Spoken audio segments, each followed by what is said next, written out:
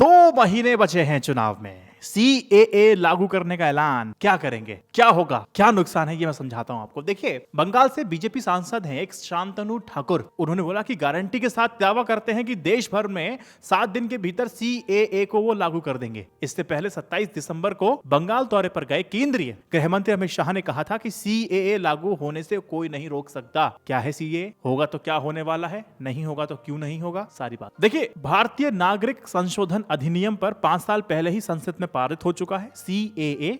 हालांकि देश भर में विरोध होता है, प्रदर्शन होते हैं, इसलिए वो लागू नहीं हो पाता है। ये ब्रीफ है। सीएए मतलब 31 दिसंबर 2014 तक पाकिस्तान, बांग्लादेश और अफगानिस्तान से आए 6 धर्मों के शरणार्थियों हिंदू, सिख, बौद्ध, जैन, ईसाई और पारसी को भारतीय नागरिकता देता है। यानी कि इस कानून के तहत तीनों पड़ोसी मुस्लिम बाहुल्य देशों से आए उन लोगों को भारतीय नागरिकता दी जाएगी जो 2014 तक किसी न किसी प्रताड़ना का शिकार होकर के भारत में आए हैं, आकर बस चुके हैं। ध्यान रहे कि मुसलमानों को इस प्रावधान से बाहर रखा गया है, जिस कारण कानून का विरोध हो रहा था, इसलिए लागू भी नहीं हो पाए। 2 महीने चुनाव को बचे हैं। चुनाव से पहले ही ऐलान क्यों किया गया, ये भी मैं आपको समझाता हूँ खेला। देखिए, पिछली लोकसभा और विधानसभा चुनाव में बीजेपी के लिए सीएए लागू करने का जो वादा एक प्रमुख मुद्दा था कि हम सीएए को लागू करेंगे। बीजेपी का मानना है कि सीएए हिंदू राष्ट्रवाद के उनके एजेंडे को आगे बहुत आसानी से बढ़ा सकता है और हिंदू वोटरों को उनकी पार्टी की ओर और ज्यादा तीव्रता के साथ आकर्षित करेगा, खासकर उन राज्यों में जहां पहले से ही बड़ी हिंदू आबादी है। बीजेपी सीएए का देश की सुरक्षा और राष्ट्र हितों की रक्षा के लिए एक कदम के रूप में पेश कर रही है।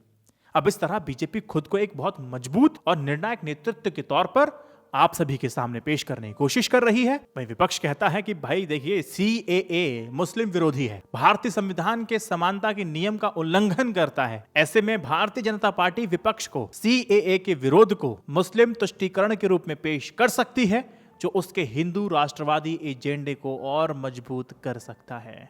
समझ में आ गया। देखिए, सीएए का बहुत बड़ा फायदा आपको बंगाल, नॉर्थ ईस्ट के स्टेट में देखने को मिलेगा। एक एक करके बात करता हूं। देखो, बंगाल में सियासी जड़ें जमा सकती है बीजेपी, उसकी कोशिश करे। देखिए, पश्चिम बंगाल में बांग्लादेश से आए हुए मतुआ समुदाय के हिंदू शरणार्थी काफी लंबे साल से नागरिकता की मांग कर रहे। अच्छा, इनकी जो आबादी है वहां पर भी अच्छी खासी है। यह लोग बांग्लादेश से आए हैं। अगर आप पूरा मैप देखेंगे, पश्चिम बंगाल और बांग्लादेश आस पड़ोस, वहां से आके बस चुके हैं। सीएए लागू होने से इनको नागरिकता मिलने का रास्ता बिल्कुल साफ हो जाएगा, यानी कि वोटर्स बन जाएंगे।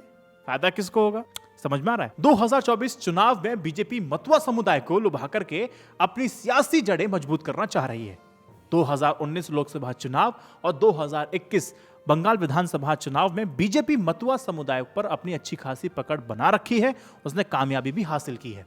2014 में अगर आप चुनाव देखेंगे तो बंगाल में बीजेपी के पास सिर्फ 2 लोकसभा सीटें थी, लेकिन 2014 के बाद सफर लगातार बीजेपी ने तय किया, बहुत मेहनत करी और 2019 में यही 2 सीटें बढ़कर के 18 सीटें हो जाती हैं और 2021 की विधानसभा चुनाव में बीजेपी दूसरी नंबर की पार्टी बनकर के उभर जाती है।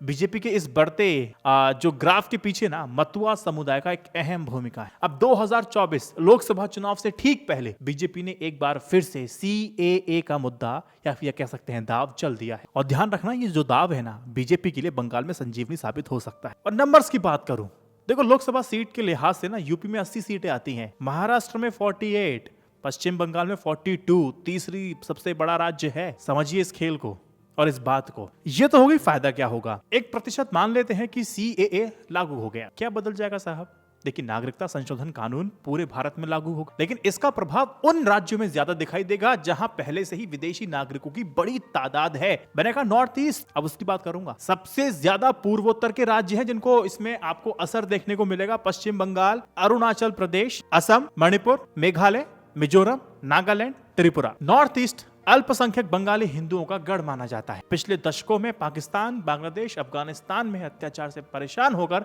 एक बड़ी संख्या में लोग भाग करके भारत आने लगे। पूर्वोत्तर राज्यों की सीमा बांग्लादेश से लगी हुई, ज्यादातर लोग इन्हीं राज्यों में बस गए। ये है लॉजिक। मतलब एक रिपोर्ट है कि असम में 20 लाख से ज्यादा हिंदू बांग्लादेशी अवैध रूप से रह रहे हैं। ऐसे ही कुछ हालात दूसरे राज्यों के भी हैं। इन राज्यों में रहने वाले मूल निवासियों को ये डर लगता है कि सीएए अगर लागू हो जाएगा तो अल्पसंख्यकों का जो दबदबा है वो बढ़ जाएगा। नागरिकता मिलने पर उन्हें सरकारी नौकरी में भी अधिकार मिल जाएगा। धीरे धीरे धीरे दूसरे देश से आए अल्पसंख्यक उनके संसाधनों पर कब्जा कर लेंगे और वो कहीं के नहीं रहे। ये तो है मसला। यहाँ पर एक कंफ्यूजन आती है, सीएए और एनआरसी में अंतर करना लोग भूल जाते हैं। मतलब इसमें भी थोड़ा सा हड़बड़ाहट देखने को। देखिए जो सीएए है ना, उसमें 6 गैर मुस्लिम समुदाय के अल्पसंख्यक शामिल हैं जिन्हें भारतीय नागरिकता तब मिलेगी अगर वो 31 दिसंबर 2014 तक भारत आ चुके हैं। जबकि एनआरसी का धर्म से कोई लेना देना नहीं, कोई सीधा संबंध नहीं। सीएए आपको नागरिकता देता है जबकि एनआरसी जो अवैध प्रवासियों को बाहर निकालता है। एनआरसी क्या है? एनआरसी सिर्फ नागरिकों का एक राष्ट्रीय रजिस्टर है, एक बहुत बड़ा रजिस्टर है।